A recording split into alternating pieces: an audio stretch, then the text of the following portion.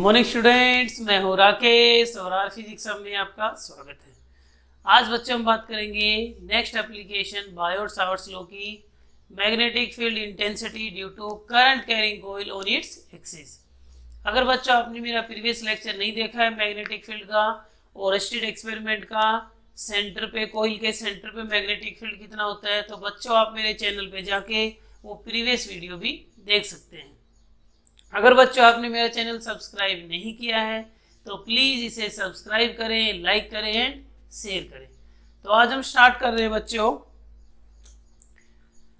Next class में, previous class में हमने डिस्कस किया था एक कॉइल के सेंटर पे मैग्नेटिक फील्ड निकालना। आज बच्चों इस कॉइल की एक्सिस पे मैग्नेटिक फील्ड कैलकुलेट करेंगे। एक्सिस पे, एक्सिस वो लाइन होती है जो सेंटर से पास होती है, ये वाली। इस लाइन पे कहीं भी मैग्नेटिक फील्ड निकालेंगे तो कितना होगा। बहुत ही अच्छा टॉपिक है, ध्यान से समझें।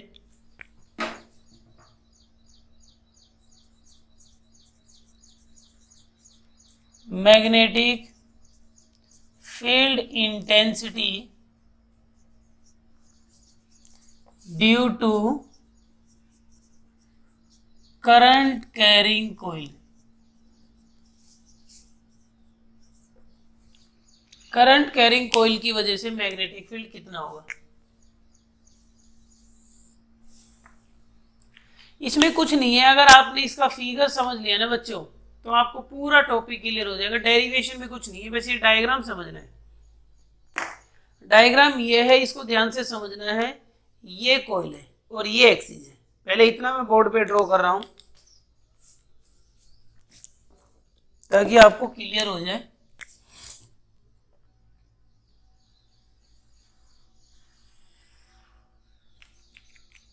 ये कॉइल है बच्चों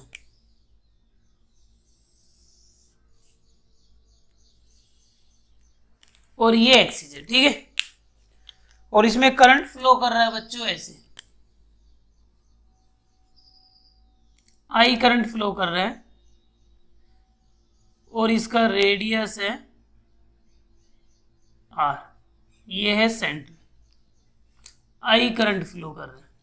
इतनी बात समझ में आ गई। अभी तक मैंने ये इतना फिगर ड्रॉ किया है बच्चों, इतना फिगर, ठीक है। अब इसमें करंट ऐसे फ्लो कर रहा है। इस पॉइंट पे टेंजेंट होगा आपकी साइड और नीचे वाले पॉइंट पे करंट एलिमेंट होगा ऐसे। इतना क्लियर हो गया। ऐसे करंट फ्लो कर रहा है, ऐसे, इधर टेंजेंट, इसमें इधर टेंजेंट, ठीक है। तो हमें क्या करना है, इसकी एक्सिस पे मैग्नेटिक फील्ड निकालना है। तो बच्चों this is axis of a current carrying coil. आपको इस एक्सिस पे मैग्नेटिक फील्ड निकालना है, कहीं भी पॉइंट ले लो। तो इस एक्सिस पे सपोज करो मैंने यहां पॉइंट ले लिया, तो हम एक पॉइंट कंसीडर कर लेते हैं। ये पॉइंट हो गया और ये पॉइंट बच्चों यहां से कितना है, एक्स डिस्टेंस पे है। समझ गए। कॉइल के सेंटर से हमें एक्सिस पे मैग्नेटिक फील्ड निकालना है और वो पॉइंट कॉइल के सेंटर से कितनी डिस्टेंस पे है, एक्स डिस्टेंस पे। तो बच्चों हमें करना क्या है, इसमें एक करंट एलिमेंट बनाना है क्योंकि बायोट-सावर्ट्स लॉ यूज करना है। तो बहुत ध्यान से समझना है। मैं एक छोटा सा करंट एलिमेंट यहां बना रहा हूं, आईडीएल। इस करंट एलिमेंट की डायरेक्शन अगर बच्चों ध्यान से देखो तो करंट ऐसे फ्लो कर रहा है। इस टॉप पे करंट एलिमेंट की डायरेक्शन टेंजेंट बनाऊंगा तो आपकी साइड आएगी, आउटवर्ड डायरेक्शन होगा, ठीक है। ऐसे डायरेक्शन हो जाएगी आउटवर्ड। और नीचे करंट एलिमेंट बनाऊंगा तो उसकी डायरेक्शन अंदर की तरफ हो जाएगी। यहां भी एक आईडीएल है, यहां भी एक करंट एलिमेंट बना रहा हूं बच्चों, आईडीएल। दो बन जाएंगे, सेम बन जाएंगे। एक मैंने टॉप पे लिया छोटा करंट एलिमेंट इधर और एक नीचे लिया, ठीक है। इस स्मॉल करंट एलिमेंट की वजह से यहां मैग्नेटिक फील्ड पता करेंगे। पहले मान लेते हैं इसका मैग्नेटिक फील्ड, ये मान लेते हैं बच्चों आर। तो अब आप ध्यान से समझे इस फिगर को। करंट एलिमेंट हो गया आपकी साइड ये, और बच्चों आर वेक्टर हो गया ये। आर वेक्टर समझ रहे, ये टॉप से लेके यहां तक का डिस्टेंस, ये कुछ ऐसे हो गया, ठीक है। और ये वाली एक्सिस है, इस पे एक पॉइंट है पी यहां पे, तो आर ये है साइड वाला, ये भी दिख रहा होगा। अब यहाँ पे मैग्नेटिक फील्ड किधर होगा, डीएल क्रॉस आर होता है, तो बच्चों ये हो गया क्या, डीएल, और ये हो गया आर। अब ध्यान से समझना, डीएल क्रॉस आर अगर मैं बनाऊं तो ये हो गया डीएल और ये हो गया आपका आर, तो डीएल क्रॉस आर किधर होगा, ऊपर। तो ये जो डीएल क्रॉस आर होगा इसके भी परपेंडिकुलर होगा और इसके भी परपेंडिकुलर, ये ऐसे ही तो है, ये दोनों परपेंडिकुलर हैं कि नहीं, ये मुझे ये बताओ। ये टेंजेंट होगा और ये ऐसे होगा, तो इनमें 90 डिग्री का एंगल है। यहाँ पे, यहाँ से आपको फील नहीं हो रहा क्योंकि ये 2 डायमेंशन फिगर है, यहाँ फील आ रहा होगा।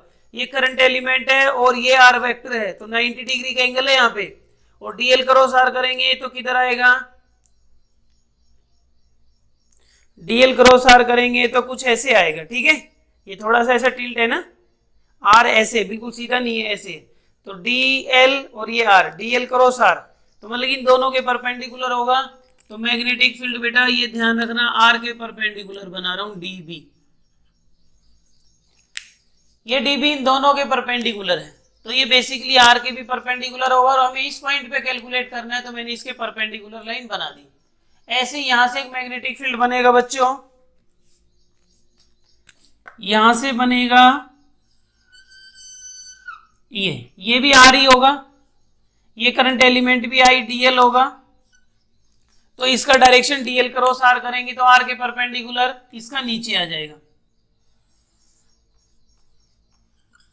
जैसे ऊपर का है इसका नीचे आ जाएगा। कैसे पता चला, इसका डीएल इधर था और आर इधर है, इसका क्या होगा, ऐसे करंट फ्लो कर रहा है, इसका डीएल इधर होगा और आर ऐसे होगा, तो डीएल क्रॉस आर करोगे तो डीएल क्रॉस आर इसका ऐसे आएगा।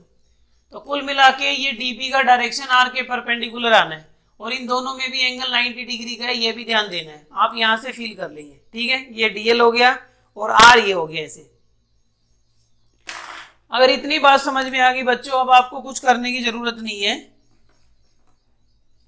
अब आप क्या करें, एक वर्टिकल लाइन ड्रॉ कर लें, ठीक है। इस एंगल को कुछ भी कंसीडर कर लें, थीटा, ठीक है।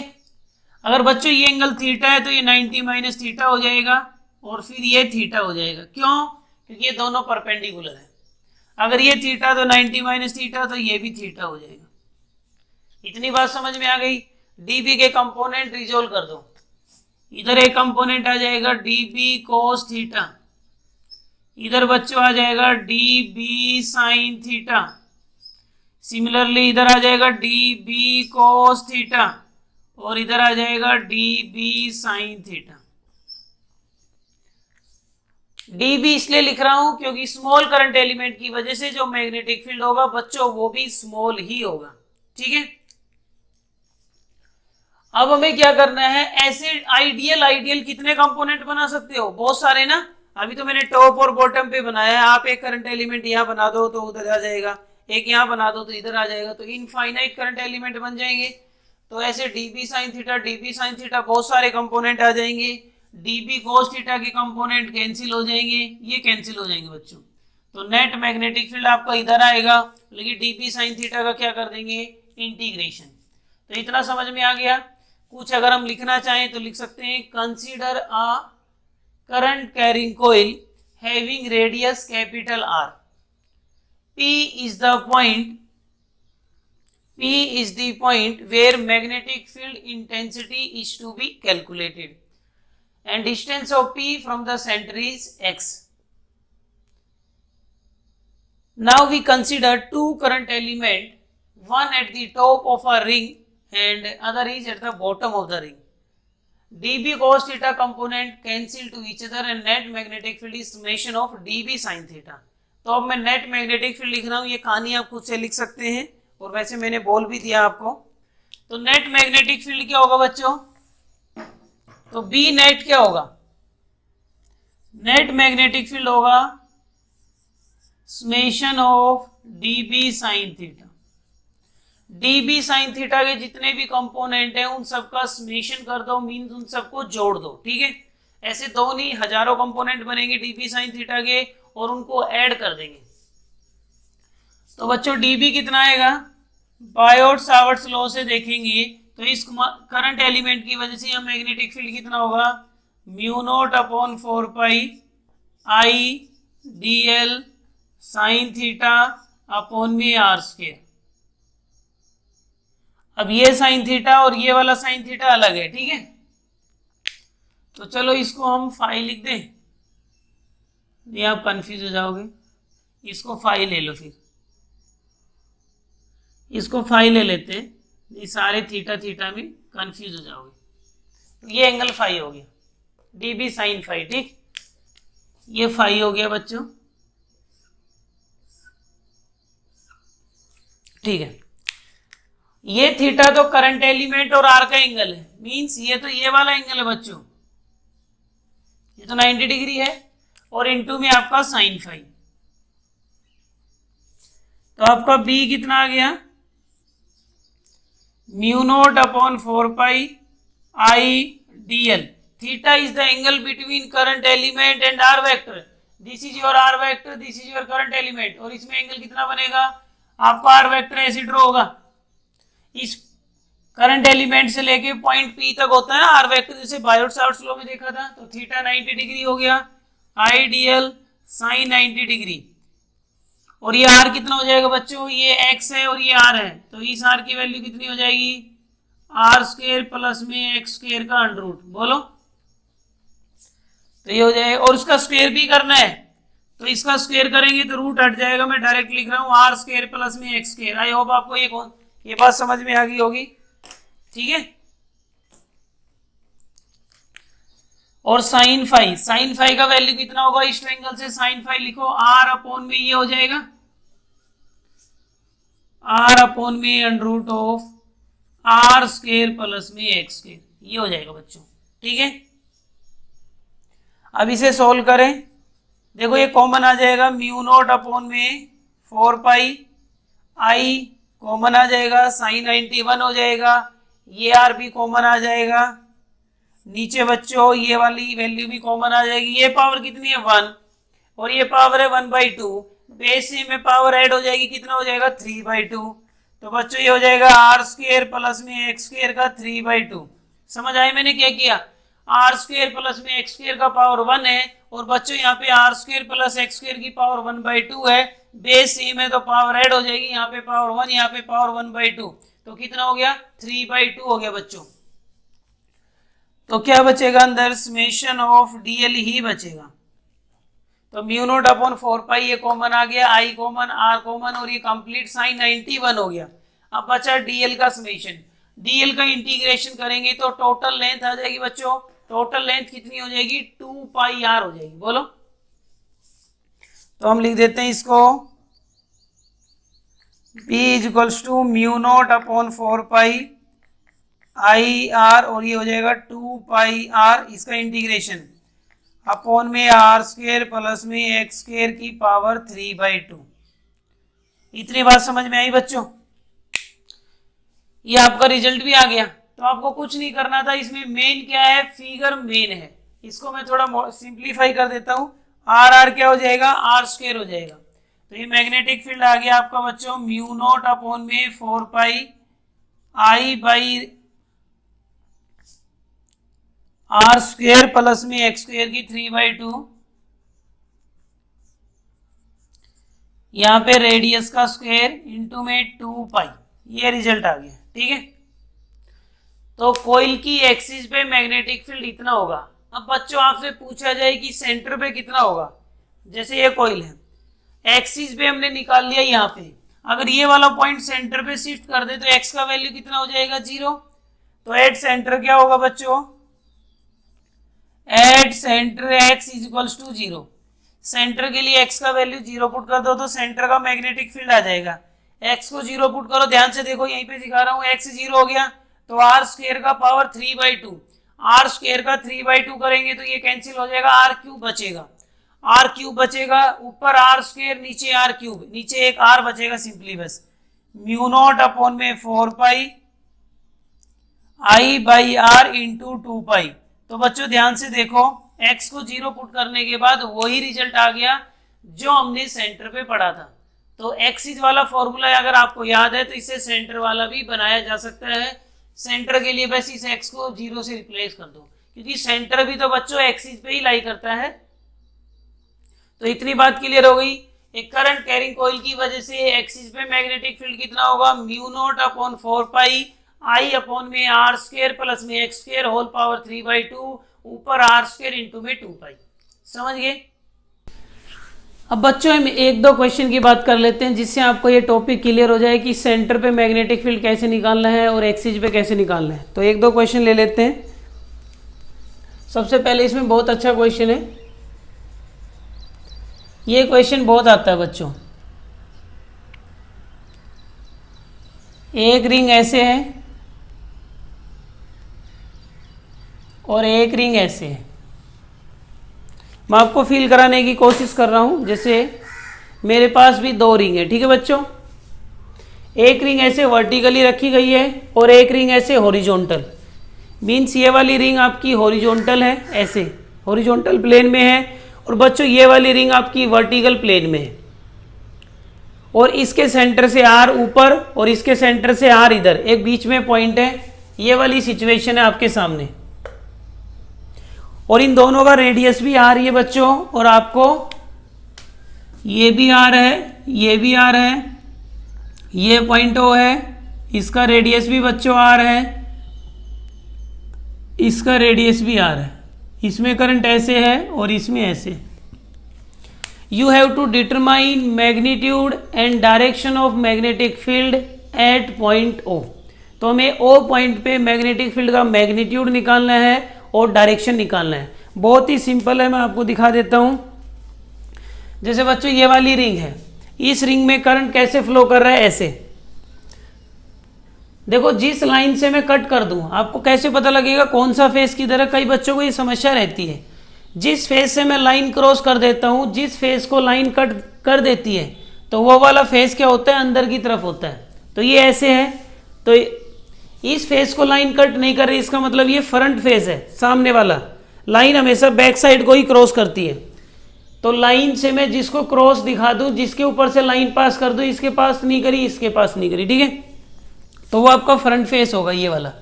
तो फ्रंट फेस में करंट किधर है, नीचे की तरफ। तो कुल मिला के डायरेक्शन ऐसी हुई, फ्रंट फेस में नीचे की तरफ करंट ऐसे। तो इसकी वजह से मैग्नेटिक फील्ड किधर होगा, नेट मैग्नेटिक फील्ड आपने देखा होगा, अभी हमने निकाला था ऐसे, तो इधर आया था, ऐसे करंट था। तो डायरेक्शन वैसे देखेंगे जैसे हमने सेंटर के लिए चेक किया था। तो डायरेक्शन क्या होगा, हमेशा सेंटर से अवे आता है, एक्सिस पे ऐसे। इधर करंट होगा तो इधर आ जाएगा। तो इसकी डायरेक्शन बच्चों किधर हो जाएगी, इधर। और ये जो ऐसे रखी हुई है हॉरिजॉन्टल, इसमें करंट ऐसे है, इसकी डायरेक्शन आ जाएगी ऊपर, ठीक है। तो डायरेक्शन क्लियर हो गया। इसको मानते हैं 1, इसको मानते हैं 2। तो बच्चों 1 का तो डायरेक्शन आया इधर और 2 का डायरेक्शन आया इधर, और रिजल्टेंट हमें निकालना है, वो आ जाएगा हमारा बी नेट। इतनी बात क्लियर हुई। और ये एंगल मान लेते हैं बी नेट का अल्फा। अब देखो दोनों, ये वाला जो पॉइंट ओ है कहां पे लाई कर रहा है, दोनों के सेंटर पे लाई कर रहा है या दोनों की एक्सिस पे। ये इसकी भी एक्सिस पे है ये पॉइंट, और बच्चों इसकी भी एक्सिस पे है ये पॉइंट। तो ओ पे एक्सिस वाला फॉर्मूला लगा दें, रेडियस की जगह आर, और जो एक्स का वैल्यू है सेंटर से लेके पॉइंट तक का वो एक्स, तो एक्स का वैल्यू भी आर। तो दोनों का मैग्नेटिक फील्ड सेम ही होगा, क्योंकि दोनों में करंट भी सेम ही फ्लो कर रहा है आई, दोनों का रेडियस भी सेम है, और जो पॉइंट है दोनों की एक्सिस पे सेम डिस्टेंस पे है। तो B1 B2 का वैल्यू बच्चों सेम होगा। अब ध्यान से समझना, B1 और B2 बराबर ही आएंगे। और वो कितने आएंगे, एक्सिस वाला फॉर्मूला यूज कर रहा हूं मैं, ध्यान से देखना, म्यू नॉट अपॉन 4 पाई आई रेडियस का स्क्वायर अपॉन में आर स्क्वायर प्लस में एक्स स्क्वायर 3/2 इंटू में 2 पाई। यही रिजल्ट है। अब ये रिजल्ट आपको याद रखना पड़ेगा।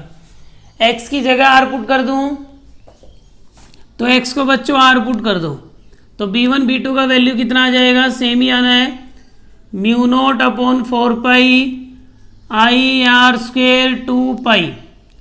अब ध्यान से देखना है, x को r पुट करूंगा तो R square plus R square कितना हो जाएगा, 2r स्क्वायर। 2r स्क्वायर का क्या हो जाएगा, 3/2। 2r स्क्वायर का 3/2। इतना क्लियर हुआ। अब 2^3/2 और आर स्क्वेयर का 3/2 हो जाएगा। ये हो जाएगा बच्चों म्यू नॉट अपॉन में 4π(I_r²) 2π 2^3/2 बोलो 2^3/2 आ जाएगा। आर स्क्वेयर का 3/2 करेंगे 2 से 2 कैंसिल हो जाएगा, r³ आ जाएगा। अब यहाँ आर स्क्वेयर है, यहाँ r³ है, एक r बच जाएगा नीचे। ये भी आपको समझ आ रहा है, ये आर स्क्वेयर से ये कैंसिल, एक r बच जाएगा। 2 की पावर यहाँ पे 1 है, यहाँ 2 की पावर 3/2 है, तो ये 2 की पावर 1, ये 3/2, नीचे पावर 1/2 बच जाएगी। अब ध्यान से देखो क्या बचने वाला है, म्यू नॉट अपॉन 4π, यहाँ पे i और यहाँ पे पाई, 2 की पावर 1, 2 की पावर 3/2, तो नीचे 2 की पावर 1/2 बचेगा और यहाँ पे r, पाई से पाई भी कैंसिल कर देते हैं, तो कितना आया म्यू नॉट i। 4 को 2 की पावर क्या लिख दूं, 2 की पावर 2, तो 4 को 2 की पावर 2 और 2 की पावर 1/2, तो कितना हो गया 2 प्लस में 1/2 5/2, 2 की पावर 5/2 इंटू r। ये बच्चों आपके b1 b2 आ गए। इस वैल्यू को लेट कर लेते हैं b, तो दोनों का वैल्यू सेम आएगा। ये बात क्लियर हुई बच्चों? सेम क्यों आना है, क्योंकि दोनों का रेडियस सेम है, दोनों में करंट भी सेम है, और जो एक्सिस पे पॉइंट है वो दोनों के सेंटर से सेम डिस्टेंस पे है। सब कुछ तो सेम है, एक्स का value same, I same, R same, तो रिजल्टेंट मैग्नेटिक फील्ड कितना आ जाएगा? आपको बी नेट का फॉर्मूला याद है ना, तो बी कैसे निकालते हैं, b1 का स्क्वायर, बी नेट निकालते हैं b1 का स्क्वायर, b1 का वैल्यू भी b, b2 का स्क्वायर वो भी b, और इन दोनों में b1 b2 में एंगल कितना है 90, तो 2b1 b2 cos 90 वो 0 हो जाएगा, नहीं लिख रहा मैं, 2b² आ जाएगा, 2b² का रूट लेंगे √2b आ जाएगा। तो बच्चों b नेट कितना आ गया √2b, और b का वैल्यू कितना पुट करें, b का value mu naught i upon में 2 की पावर 5/2 इंटू r। समझ गए?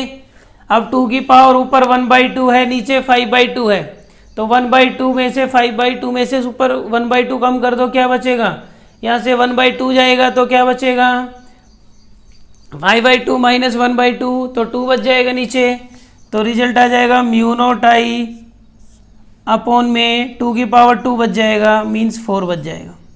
कर लो 5/2 में से 1/2, 5/2 माइनस 1/2 4/2 2 आ जाएगा, तो 2 की पावर 2 कितना हो जाएगा 4, तो ये आपका आंसर है। अब आपसे बच्चों एंगल भी पूछा जाए तो tan अल्फा कितना होगा, ये तो मैग्नीट्यूड आ गई। डायरेक्शन के लिए tan अल्फा क्या होगा, ये b2 है, b2/b1 और दोनों का वैल्यू बच्चों कितना है bb, सेम ही तो है, tan अल्फा 1 आ जाएगा, तो अल्फा कितना आ गया 45 डिग्री आ गया। तो मेरा कहने का मीनिंग ये हुआ कि अगर दो वेक्टर इक्वल होते हैं तो रिजल्टेंट बच्चों एग्जैक्टली मिड पे आता है। पता ही हमें इस बात का, कोई प्रॉब्लम नहीं है।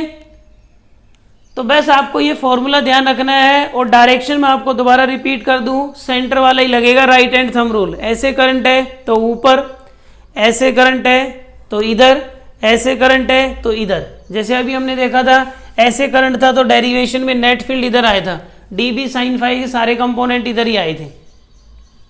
तो ये टॉपिक क्लियर हो गया, ये न्यूमेरिकल क्लियर हो गया, ठीक है। अब बच्चों एक क्वेश्चन और लेते हैं जिससे आपको एक्सिस का टॉपिक क्लियर हो जाएगा, ठीक है। नेक्स्ट क्वेश्चन बना रहा हूं मैं।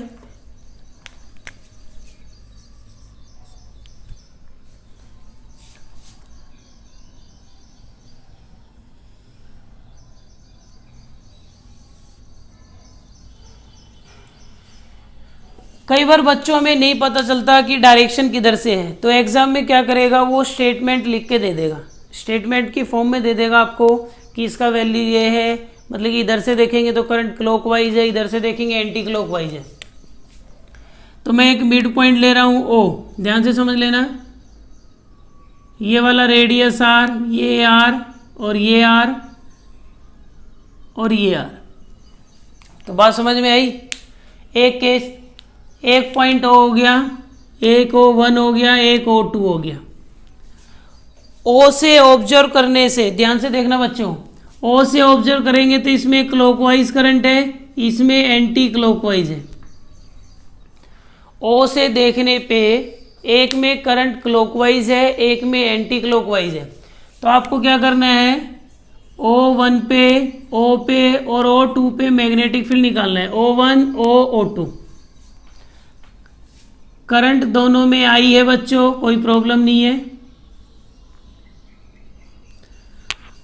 अब फ्रंट बैक से नहीं देखना है क्योंकि इसने स्टेटमेंट में लिख दिया। ओ से देखने पे यहाँ क्लॉकवाइज या एंटी क्लॉकवाइज।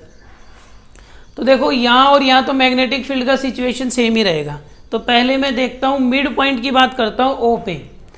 तो ओ पे बच्चों अगर हम देखें, ओ पे ये रिंग ऐसे है। अब ये कह रहा है ओ से देखना है तो आप भी अपने आप को ओ पे एज्यूम करो बच्चों, ओ पे एज्यूम करो। तो ओ पे एज्यूम करता हूँ तो मैं ऐसे हो गया, मैं ओ पे एज्यूम करता हूँ ये रिंग है, इसमें एंटी क्लॉकवाइज बनाओ। एंटी क्लॉकवाइज ऐसे होगा तो इसकी डायरेक्शन इधर होगी। आप अपने आप को ओ पे लाओ, रिंग को राइट में लाओ। अब देखो इसमें एंटी क्लॉकवाइज, तो डायरेक्शन किधर होगी, आपकी साइड होगी कि नहीं होगी, ठीक है। तो इसका डायरेक्शन ये 1 है, ये 2 है। तो ओ पे इधर हो गया B1, इतनी बात समझ में आई। और इसका किधर होगा, अब आप अपने आप को ओ पे समझो, रिंग इधर है, ये लो बच्चों। इसमें क्लॉकवाइज है, ऐसे होगा क्लॉकवाइज, तो इसकी डायरेक्शन उधर आएगी। क्लॉकवाइज इधर, मतलब कि B2 भी इधर ही है। तो नेट मैग्नेटिक फील्ड ओ पे कितना होगा, ये कहानी मैंने ओ के लिए बनाई है। तो नेट मैग्नेटिक फील्ड वही एक्सिस वाला केस हो गया। ये वाला पॉइंट इसकी भी एक्सिस पे है और ये वाला पॉइंट इसकी भी एक्सिस पे है। तो नेट मैग्नेटिक फील्ड बच्चों कितना आएगा, बी नेट यहाँ पे B1 प्लस B2 आएगा। और B1 B2 का दोनों का वैल्यू सेम ही आने वाला है। B1 B2 दोनों ही सेम होंगे, B1 बराबर B2। क्यों सेम होंगे, करंट सेम है, सेंटर से दोनों का डिस्टेंस सेम है, रेडियस भी सेम है। तो B1 का ट्वाइस कर लो या B2 का ट्वाइस कर लो। और यहाँ पे मैग्नेटिक फील्ड इस रिंग की वजह से या इस रिंग की वजह से कितना होगा, ये पॉइंट इन दोनों के एक्सिस पे है। तो एक्सिस वाला फॉर्मूला क्या होता है, 2 times mu naught upon 4 pi आई, रेडियस का स्क्वायर 2 पाई अपॉन में बच्चों आर स्क्वायर प्लस में एक्स स्क्वायर। एक्स का वैल्यू भी क्या होगा, आर स्क्वायर इंटू में 3/2। ये वाली टर्म अभी मैंने सोल्व करनी सिखाई है आपको, ठीक है। तो ये मैग्नेटिक फील्ड हो जाएगा ओ का। इसको सोल्व कर लोगे 2r स्क्वायर का 3/2, सेम जैसे अभी प्रीवियस क्वेश्चन में किया है। अब मैं बात कर रहा हूं बच्चों, ये तो ओ की कहानी हो गई। O1 पे आ जाओ जरा। O1 इसका सेंटर है और इसका एक्सिस है। O1 पे जब मैग्नेटिक फील्ड लिखेंगे तो O1 इसके लिए सेंटर होगा, इसके लिए एक्सिस होगा, ठीक है। तो O1 की बात करो, इस रिंग की वजह से हम मैग्नेटिक फील्ड किधर होगा, O से चलते हैं। तो डायरेक्शन तो अब ये कंफर्म ही हो गया, O से देखने पे ऐसी आने वाली है। O से यहाँ देखूंगा तो एंटी क्लॉकवाइज, तो इसके सेंटर का मैग्नेटिक फील्ड इधर होगा। तो O1 पे B1 तो उधर ही आने वाला है। और इसका मैग्नेटिक फील्ड यहाँ पे कैसे आएगा, अब मैं इसमें यहाँ से क्लॉकवाइज बनाऊं तो ऐसे ही आएगा। तो डायरेक्शन तो एक बार जो डिसाइड हो गई वो ही रहेगी। लेकिन अब प्रॉब्लम ये है, बी नेट आ जाएगा अब आपका यहाँ पे B1 प्लस में B2। बी नेट क्या आ जाएगा, B1 प्लस B2। तो B1 इसका फील्ड है, लेकिन ये वाला पॉइंट इसके लिए सेंटर है, O1 इसके लिए सेंटर है और इसके लिए ये वाला पॉइंट एक्सिस पे लाई कर रहा है। तो एक के लिए एक्सिस का फॉर्मूला होगा, एक के लिए सेंटर का। ध्यान से देखो, B1 के लिए सेंटर का फॉर्मूला लगाएंगे, कितना है, mu naught upon 4 pi I by radius into में 2 पाई प्लस, इसके लिए ये एक्सिस का पॉइंट है, एक्सिस पे लाई कर रहा है। तो एक्सिस का फॉर्मूला ध्यान से देखना, म्यू नॉट अपॉन 4 पाई आई रेडियस का स्क्वायर 2 पाई अपॉन में आर स्क्वायर प्लस में एक्स स्क्वायर। एक्स कितना हो जाएगा, इसके सेंटर से ये एक्सिस पे कितनी दूर है, 2r। तो एक्स का स्क्वायर मतलब कि 2r का स्क्वायर मीन्स 4r का स्क्वायर 3/2। अब इसको सोल्व करना है बच्चों, कर लोगे।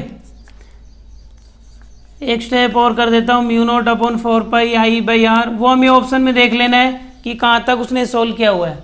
ये हो जाएगा r² plus 4r², 5r², 5r² का 3/2।